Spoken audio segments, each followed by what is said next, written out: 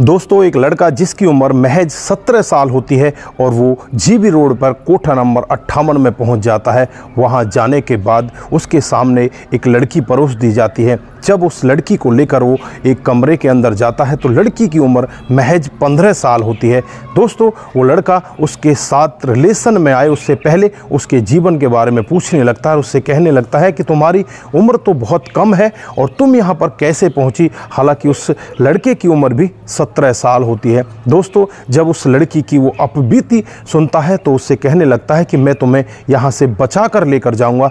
दोस्तों, उस सब को वहीं पर कोठे के और लोग भी सुन लेते हैं और उसके बाद उस लड़के की बहुत ही ज़्यादा पिटाई की जाती है और उससे कहा जाता है कि अगर इस सब के बारे में तूने किसी को बताने की कोशिश की तो तुझे जान से मार दिया जाएगा। वो दोस्तों, लड़का यहाँ से कुछ नहीं कहता, चुपचाप यहाँ से चला जाता है और यहाँ से जाने के बाद वो एक ऐसा एक्शन लेता है जिस एक्शन की गूंज पूरे दिल्ली में उठ जाती है। दोस्तों, उस लड़की को उस कोठे से वो किस तरह से बचा कर लेकर जाता है, अगर आप भी पूरी कहानी के बारे में जानना चाहते हैं तो वीडियो को जरा सा भी स्किप ना करें। दोस्तों, आगे बढ़ने से पहले हमारी वही रिक्वेस्ट की जो हमारे चैनल के साथ नए हैं, कृपया करके चैनल को फॉलो कर लीजिए, बेल आइकन को जरूर प्रेस करिए। नमस्कार, जय हिंद। आप देख रहे हैं APH न्यूज़ राहुल रावत के साथ। तो दोस्तों, आज की जो हकीकत की घटना आपको बताने जा रहा हूं, ये हकीकत की घटना राजधानी दिल्ली की कमला मार्केट के कोठा नंबर 58 की हकीकत की घटना है।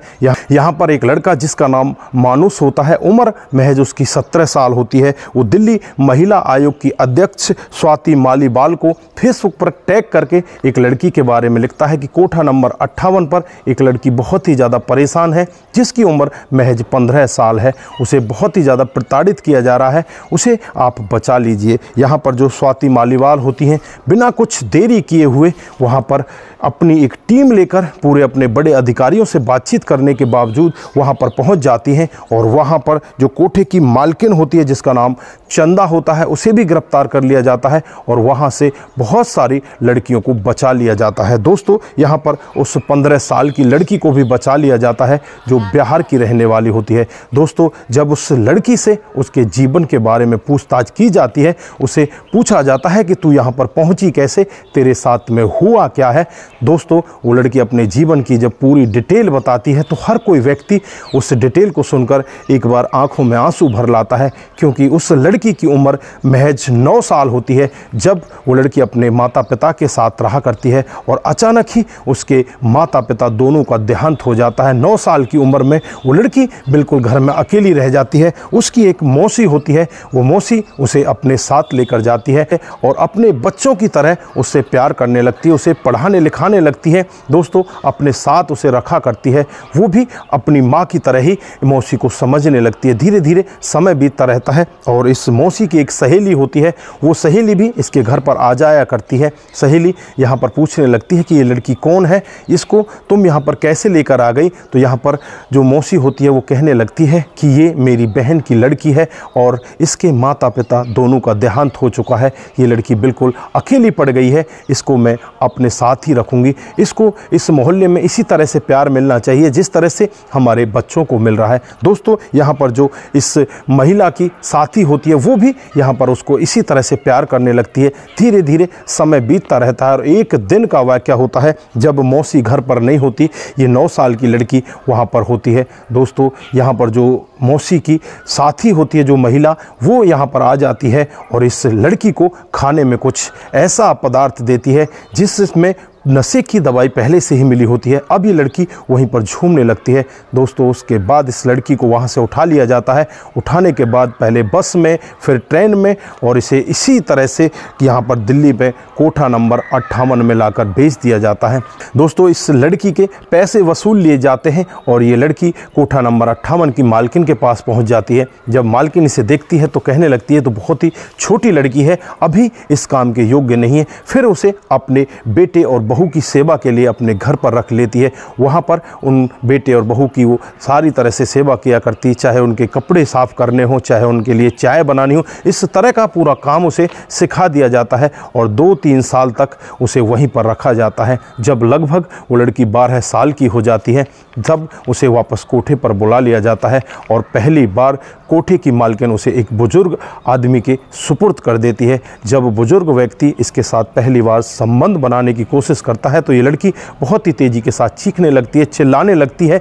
यहाँ पर जो कोठे की मालकिन होती है इसे अपने पास बुलाती है, इसकी पिटाई लगाती है। उसके बाद इसको एक ऐसा इंजेक्शन दिया जाता है, वो इंजेक्शन लगने के बाद इस लड़की को होश ही नहीं होता इसके साथ में हो क्या रहा है। दोस्तों, इस लड़की के साथ में पहले दिन 5 लोग यहाँ पर आकर संबंध बनाते हैं। दोस्तों, ये लड़की वहाँ पर कुछ भी नहीं कह पाती। जब भी इसको होश आता तो उसको इंजेक्शन दे दिया जाता। इसी तरह से इसका कामकाज चलने लगता है और एक दिन का वाक़या होता है जब इस लड़की के पेट में दर्द होने लगता है। दोस्तों, दर्द होता है तो तुरंत ही यहाँ पर डॉक्टर को बुलाया जाता है। डॉक्टर साहब इसे चेकअप करते हैं तो पता चलता है कि ये तो गर्भवती हो चुकी है। कोठे की मालकिन को बताया जाता है कि लड़की गर्भवती हो चुकी है। तो यहाँ पर कोठे की मालकिन बहुत ही ज़्यादा खुश होती है और खुशी खुशी यहाँ पर कहने लगती है कि ये तो अच्छी बात है, अगर इसका बच्चा हो जाएगा तो इसका मन ज़्यादा यहाँ पर बच्चे की तरफ बट जाएगा, फिर हम इसका इस्तेमाल आराम से कर सकते हैं। दोस्तों, होता भी कुछ ऐसा ही है। 9 महीने के बाद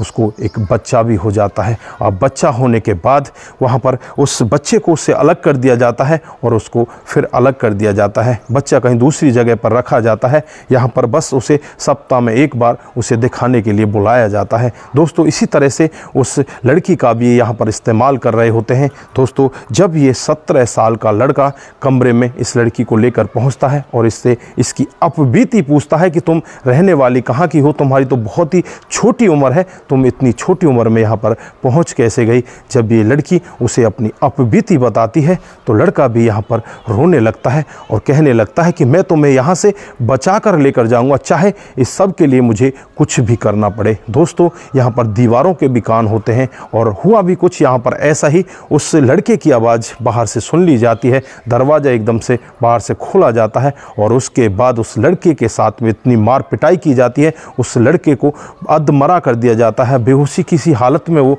रह जाता है और लास्ट में उसे वार्निंग दी जाती है कि अब तुझे जिंदा इसलिए छोड़ दिया है कि तू अब बाहर जाकर कुछ नहीं कहेगा, अगर तूने इस सब के बारे में किसी को कुछ बताने की कोशिश की तो तुझे जान से मार दिया जाएगा। दोस्तों, यहाँ पर ये लड़का कुछ भी नहीं कहता, चुपचाप अपने घर के लिए रवाना हो जाता है और घर जाने के बाद वो फेसबुक आईडी खोलता है और दिल्ली महिला आयोग की 2 अध्यक्ष होती हैं स्वाति माल्यवाल, उन्हें टैग करके पूरी कहानी डिटेल से इस लड़की की लिखता है। दोस्तों, यहाँ पर स्वाति माल्यवाल भी तुरंत ही अपने आला अधिकारियों को इस सब के बारे में बताती हैं और कहती हैं कि कोठा नंबर 58 पर मुझे छापामारी करनी है।